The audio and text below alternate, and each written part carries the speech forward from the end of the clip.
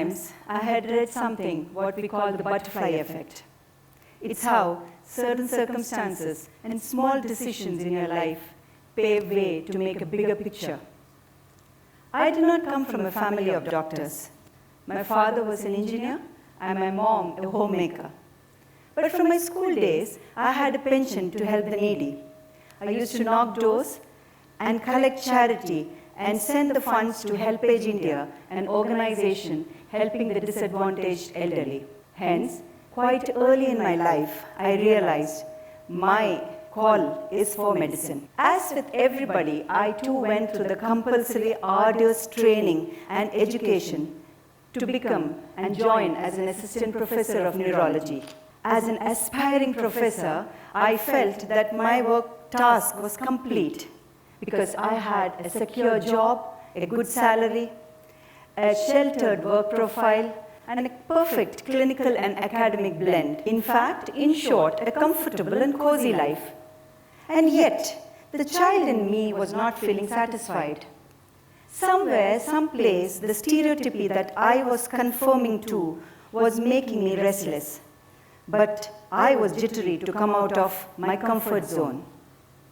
And then, one day, a small and an important shift happened in my life. I was given the independent opportunity to head a department. Again, I was skeptical to come out of my comfortable cocoon because I was sort of getting settled in that. But yet, I was also determined to explore the unrest that was disturbing my peace and happiness. I said, yes, I should move forward. I embraced this new responsibility.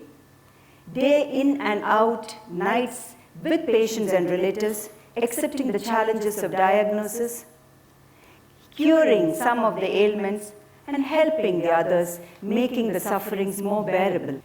It was not an easy task to go ahead like that. During this journey, I learned the resilience my patients had. I learned that things could change in an instant. I learned that my profession was very special and I had the ability to change a person's life in a short while. And in that process of learning, I became a good listener. And then one day, it was one of the usual Saturday evenings, I had finished seeing my patients at the clinic. It had been a long week and I was really looking forward for the weekend. I made a call to the emergency to check if there were any patients for me to be attended. Having got the assurance that there were no patients there, I went home. While I was settling for dinner, my phone beeped announcing the caller. And then like clockwork, because I knew the drill by now, picked up the phone and rushed to the emergency. I straight headed to my patient in the red zone. I was briefed that this is an active 65-year-old gentleman who had had a stroke several hours ago. He had completely lost his movement on his right side. I did a thorough neurological examination, checked his blood test and his scans as well. After setting down the treatment, I sat the relatives down and explained the prognosis and long-term outcome. Having had a long discussion, they left after thanking me. And I thought my job here was done. Having thought that, I started walking out of the emergency when I saw and heard somebody calling me. I turned back to look. The granddaughter, an 18-year-old teenager, obviously crestfallen from the incident, seeking to talk more. She approached me and asked me 2 questions. Could we have averted this event? Did we delay in bringing him to the hospital? Now, breaking bad news to the family is something which we are not taught in medical school, and that is something which we learn with every unfortunate case we see. And I, in a guarded tone, replied her about the affirmative, but also in the same way pacified her that all is going to be well and your grandfather is going to be well and he'll be alive. But there was an uncertainty in the air. With that uncertain air, both of us parted opposite ways. And while I was walking out of the emergency, I realized my job here was far from done. There is a clause in the Hippocratic Oath, one I took long years back. I will try to prevent diseases whenever I can, for prevention is preferable to cure. Now, this is a common enough phrase all of us use in and out in our day-to-day life, but little do we acknowledge the weight it carries. And there probably was my unrest that lied. I was daily seeing patients in and out, but I was not trying to see that whether it could have been prevented. And that light bulb moment of my life was when I started my journey of awareness programs for two major neurological disorders, stroke and epilepsy. Education is the key to the healthy society. I started my awareness programs with schools, colleges, social organizations, as well as public forums. I believe that a health-conscious child will nurture a healthier tomorrow. As I used to interact with them and listen to their queries and talk to them, I started getting new ideas, and with that, I started making comics, pamphlets, posters, so that I can reach to them in a better manner. This wasn't an easy task, because as a doctor, my prime responsibility remains the patient, and I cannot compromise that. But what I did was that I rescheduled my awareness programs on a weekend so that I give my time, I give my energy, but I do not jeopardize the running system. Over the years, we have been able to complete 106 such awareness programs, educating more than 20,000 people. Change is inevitable. While I was getting comfortable in this attire of mine, with this self-adorned, out of white coat and in white coat responsibility, I was changed to a workplace, to a corporate setup. I believe that a good patient-physician relationship is integral for management of the diagnosis, to have the good compliance, and also to instill confidence in the patients for their recovery. I bond with all my patients, and this move of mine was a blow to them as well. They came up and told me that they cannot come and meet me in a corporate sector. Now, I was also crestfallen. I was undecided. What should I do? But then, with my previous challenges and my previous experiences, how I have faced them, I was a little better at planning and executing. I sat down with my family and expressed my desire to start a foundation which we could help the poor with neurological diseases. And with the blessings of my family members and my well-wishers, in 2013, I started my foundation, Dr. Bindu Menon Foundation. In 2013, I saw just 23 patients in the first month, and now we are able to take care of more than 200 patients every month. And that includes the children from the orphanage, which I have adopted.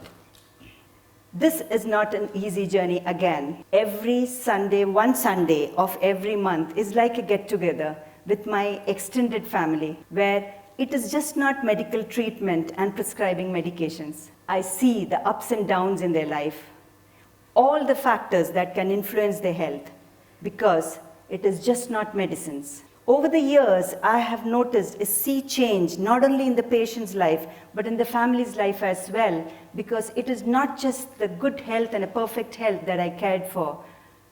I encourage them to get empowered, to stand on their feet, and that will give them the final sense of fulfillment. I give them my energy, I give them my time, I give them my neurological advice, and I give them a part of my salary. And in return, I get a sense of fulfillment. That sense of fulfillment, which at some point of time, as a child, I had got with the HelpAge certificate. Now, the patient's smiles are my certificates now. In the same way, in one of those casual afternoons when I was having a conversation with one of my lady patients with stroke, she asked me, "What do you do to those patients who cannot come here? Do you go to them?" As a kid, I used to watch cricket matches. The adrenaline rush in the cricket match when the Indian batsman hit a century, or when India won the match, was overwhelming. The jumping, the shouting, the cheers, and everything. It was just another experience. As a physician, I cannot recall one moment where I could portray out my adrenaline rush when I cured a challenging case. This profession undoubtedly is very demanding and different, because the moment you have had a victory with a challenging case, there's another patient immediately, another challenge immediately waiting for you to have your attention. I felt I need to reach out to people who cannot reach me. Now, how can this be done? Because there are two hurdles here. How do we intimate the people in the village about your program? Second is, where do you examine your patients? Now, for this, I started a new project, that is Neurology on Wheels. In that, I purchased a van and designed it into a small clinic where I could travel in that designed clinic and see and examine and do the preliminary neurological examination in the village. And that solved my second problem. For the first problem, I would intimate a main person in the village who would then shoulder the responsibility and take the information about the program and the camp into the village, and that solved the second problem. The motto I followed for my project, Neurology on Wheels, is we reach, we teach, and we treat. I set off from the city in my wheels van with my team and reached the village, that is, we reach. We are not so surprised to find that the whole village is there wanting to receive us warmly, and we in turn take the opportunity to teach them, because we believe that wider the reach, better the outcome. After that, we start our camp in which we do the screening for hypertension, diabetes, stroke, epilepsy, and other neurological disorders, and give them medications as well. We have been able to complete 22 villages where we have screened and detected new as well as drug-naive patients of hypertension of more than 144, diabetes more than 70, epilepsy more than 64, stroke more than 80. And this journey of Neurology on Wheels has not been an easy journey as well, because it requires a lot of teamwork, lot of planning, lot of time, and lot of sacrifice, because it happens on a weekend where everybody wants to relax. But then I have seen that if you want to do something good to this world, you irrevocably will have many people who will stand by you and help you out. My journey didn't end there. My learning curve with patients has always motivated me to do more for them. For my epilepsy patients, I devised an epilepsy app called the Epilepsy Help, in which, apart from the information they can get from the Epilepsy Help app, they can also store all their data. They have an alarm and an alert mode as well. I devised a tele-awareness program for epilepsy, stroke, and migraine. Also, a stroke mnemonic, which is very similar to the fast mnemonic in stroke mnemonic in Telugu, that is in our local language, in the Hindi swaras. With the help of my teacher and mentor, we started the Parkinson Disease and Movement Disorder Society and a migraine chatbot as well. The journey still continues, a journey which had a lot of hurdles in the form of striking the right balance between your professional work, your personal work, and your passion. But I heard the call from within me.